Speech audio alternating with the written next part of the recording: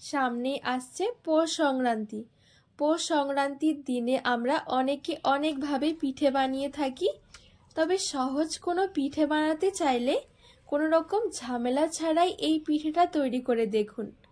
খেতে তো এত মজার, না খেলে বুঝতেই পারবেন না। একদম তুলোর মতো নরম তুলতুলে। নমস্কার বন্ধুরা, নতুন একটা পর্ব দেখার জন্য আপনাদের সকলকে স্বাগত জানাই। আজকে তৈরি করে দেখাবো কল পিঠে। অনেক রকমেরই তো পিঠে খেয়েছেন, তবে এই সহজ পিঠেটা একবার তৈরি করে দেখুন, স্বাদ মুখে লেগে থাকবে। একদমই অল্প উপকরণের মধ্যে ঝটপট তৈরি করে নিতে পারবেন। তো চলুন, খুবই সহজভাবে বানিয়ে দেখাবো, আশা করছি অনেক ভালো লাগবে। তো এখানে একটা বাটি নিয়েছি, বাটির মধ্যে আমি কিছুটা পরিমাণ মতো নিয়ে নিয়েছি চালের গুঁড়ো। আর এটা হচ্ছে বাজারের কেনা শুকনো চালের গুঁড়ো। যে কোনো চালের গুঁড়ো দিয়ে কিন্তু এই পিঠেটা তৈরি করতে পারবেন, তবে এখানে কিন্তু কোনো রকম মাপের দরকার হবে না। আপনারা বেশি করে বানাতে চাইলে বেশি নিতে হবে, কম করে বানালে কম নিতে হবে। আর এই পিঠে তৈরি করতে শুধুমাত্র একটা উপকরণই লাগবে, সেটা হলো চালের গুঁড়ো। তো এইবার আমি স্বাদ মতো দিয়ে দেবো একটু লবণ। এবারে উপর থেকে আমি গরম জল দিয়ে এইভাবে করে নেড়ে চেড়ে মিশিয়ে নেব।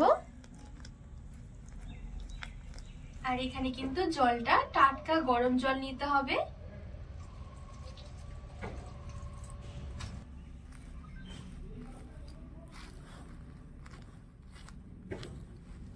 তো এখানে অল্প অল্প করে গরম জল দিয়ে আমি মিশিয়ে নিয়েছি।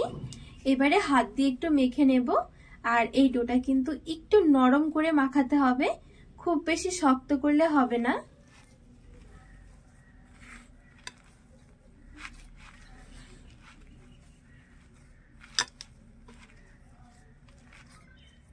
ভালো করে একটু মসৃণ ভাবে ডোটা মেখে নেব। তো এখানে দেখুন খুব সুন্দরভাবে আমি ডোটা মেখে নিয়েছি। আর ডোটা দেখুন ঠিক এরকম একটু নরম করতে হবে। এই দেখুন হাতের মধ্যে ঠিক একটু লেগে লেগে আসবে।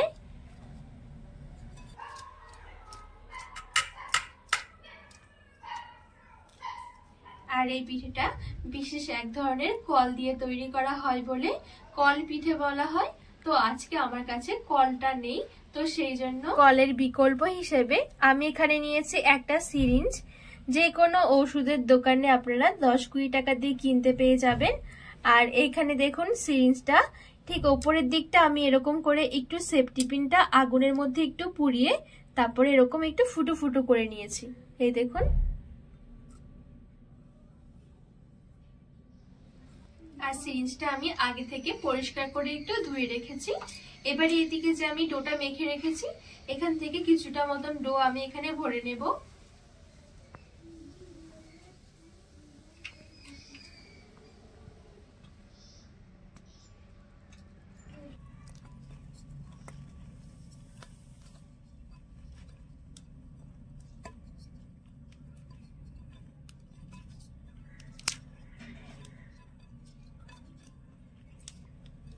তো এই দেখুন খুব সুন্দরভাবে এখানে ভরে নিয়েছি।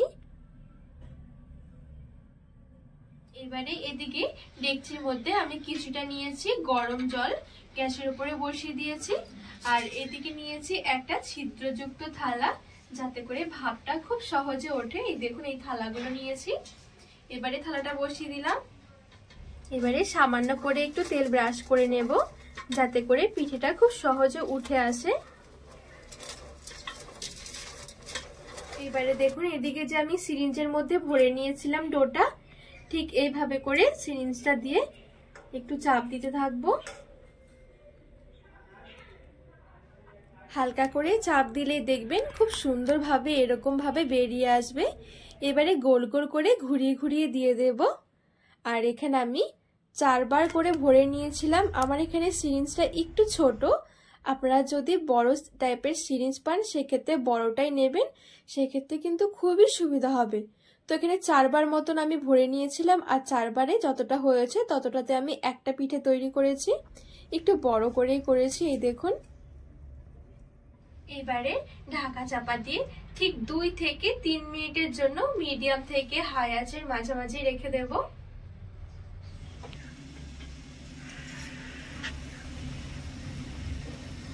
এবারে হালকা হাতে এভাবে করে একটু ছাড়িয়ে নেব, খুব সহজে পিঠেটা উঠে আসবে।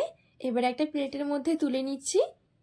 সেম ভাবে আমি আরও একটা পিঠে তৈরি করে দেখাচ্ছি।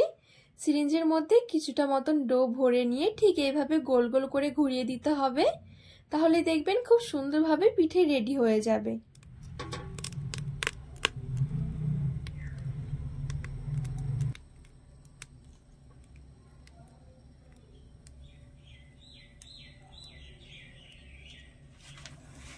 আবারও ঢাকা চাপা দিয়ে 2 থেকে 3 মিনিটের জন্য মিডিয়াম থেকে হাই আঁচের মাঝামাঝি রেখে দেব। তো এই পিঠেটাও খুব সুন্দরভাবে হয়ে গেছে 2 থেকে 3 মিনিটের মতন। তো এই দেখুন কত সুন্দরভাবে রেডি হয়ে গেছে। এবারে একটু এভাবে করে ছাড়িয়ে নেব।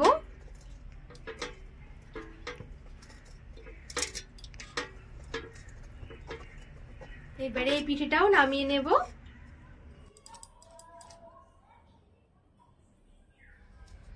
তো বাদ বাকি সব পিঠেগুলো আমি একইভাবে রেডি করে নেব।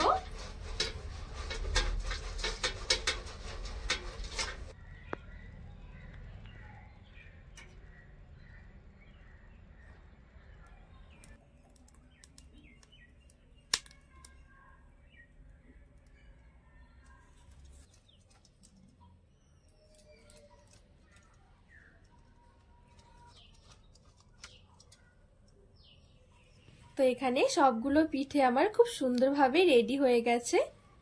এত সহজে এত সুন্দর একটা পিঠে হয়, না দেখলে কিন্তু বিশ্বাসই হবে না। আর পিঠে হবে একদমই নরম তুলতুলে। এই পিঠেগুলো আপনারা চাইলে খেজুরের গুড়ের সাথেও খেতে পারেন, বা যে কোনো তরকারি বা মাংসের ঝোলের সাথেও খেতে পারেন। সব কিছুর সাথেই ভীষণ ভালো লাগে। অবশ্যই এভাবে করে একবার হলেও বানিয়ে দেখবেন, কোনো রকম ঝামেলাই মনে হবে না এই পিঠে তৈরি করতে। আর গরম গরম এই পিঠেগুলো খেতে তো ভীষণ ভালো লাগে।